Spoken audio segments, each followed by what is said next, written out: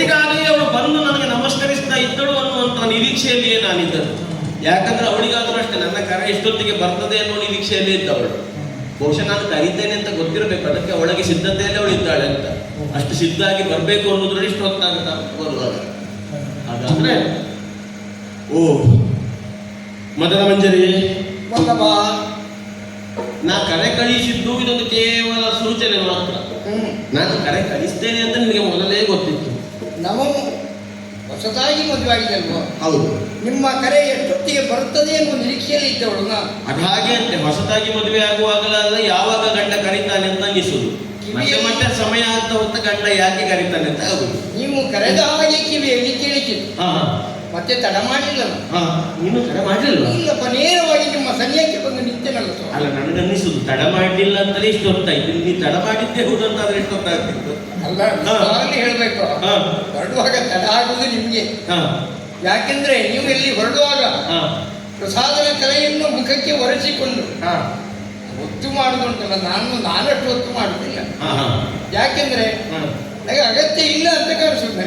ಮತ್ತೊಂದು ಹಾಗೆ, ಯಾಕಂದ್ರೆ ಇಂಥ ಅಗತ್ಯಗಳನ್ನು ನಮಗೆ ಬೇಕು ಅಂತ ಅಲ್ಲ, ಪ್ರಪಂಚಕ್ಕೆ ಬೇಕಾಗಿ ನಾವು ಕೆಲವರು ಕಾಣುವರ ಕಣ್ಣಿಗೆ ಒಳ್ಳೆ ರೀತಿ ಕಾಣಬೇಕು. ಯಾಕಂದ್ರೆ ನಾಳೆ ನೋಡಿದವರು ಹೇಳಲಿಕ್ಕಿಲ್ಲಲ್ಲ, ಏನು ಎಷ್ಟು ದೊಡ್ಡ ರಾಜನ ಮಗ ಇವನ ಮುಖ ಕಚ್ಚಲಿಕ್ಕೂ ಮನೆಯಲ್ಲಿ ಎಂತದಿಲ್ವ ಅಂತ. ಮತ್ತೆ ಇಂಥದ್ದೆಲ್ಲ ಆಗಬಾರದು ಅನ್ನೋದಕ್ಕೆ ಬೇಕಾಗಿ ಯಾವೆಲ್ಲ ಸಿದ್ಧತೆಗಳುಂಟು.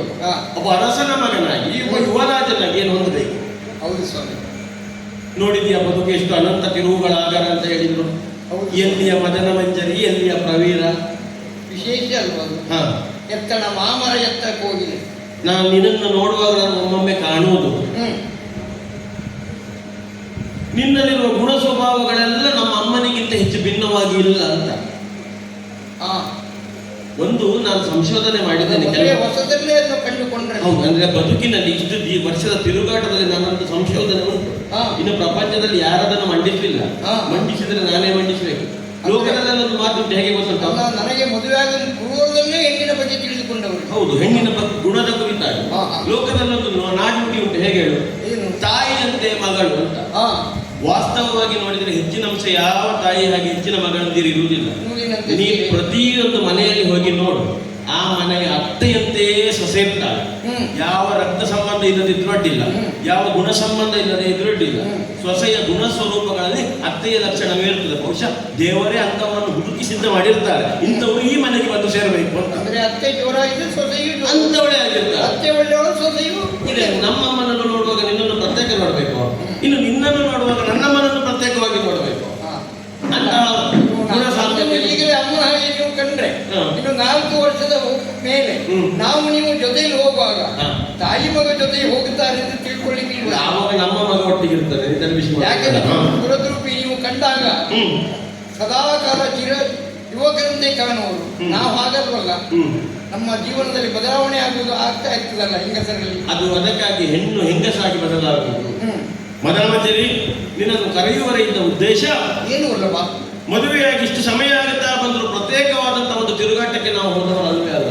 ಇಲ್ಲ, ಒಬ್ಬ ಅರಸನ ಮಗನಾಗಿ ಇರಬಹುದಾದಂತಹ ಕಾರ್ಯಗಳು ಅರಮನೆಯಲ್ಲಿ ಸುಖದಲ್ಲೇ ಕಳೆಯುತ್ತಿರುವಾಗ ತಿರುಗಾಟ ಬೇಕೆಂಬುದು ನಮಗೆ ಅನ್ನಿಸಲಿಲ್ಲ. ಹಾಗಂತ ಪ್ರಕೃತಿ ವಿಸ್ಮಯಗಳನ್ನು, ಪ್ರಕೃತಿಯ ಸೌಂದರ್ಯವನ್ನು ನೋಡುವುದು, ಆರಾಧಿಸುವುದು ನಮ್ಮಂತವರಿಗೆ ಹೇಳಿಸಿದ್ದೆ.